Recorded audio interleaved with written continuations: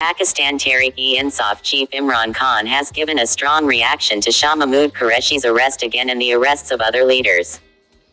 In a message released on social media, the former prime minister said that like Tehreek-e-Insaf workers and supporters, Vice Chairman Shah Mahmood Qureshi has also been arrested again despite being granted bail. Now we are completely under the law of the jungle where the rule of the buffalo is the stick and the only obstacle in the way of this lawlessness is our judiciary. Along with the orders of the Supreme Court, the Constitution is also being trampled on very ruthlessly and brazenly. The police is continuing to crush Tehreek-e-Insaf and our leaders are being forced to leave the Tehreek-e-Insaf. The blood of human rights is being made public, the media has been strangled while social media workers activists are being intimidated.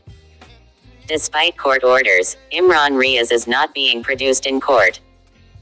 Along with this, our arrested activists have been put in cramped and dark cells in the hot weather, while many of them have been subjected to the worst torture during their detention.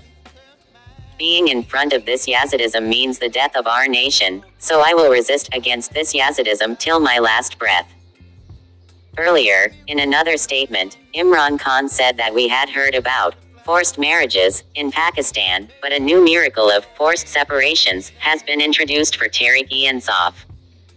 He said that I am also surprised at where the human rights organizations have disappeared from this country.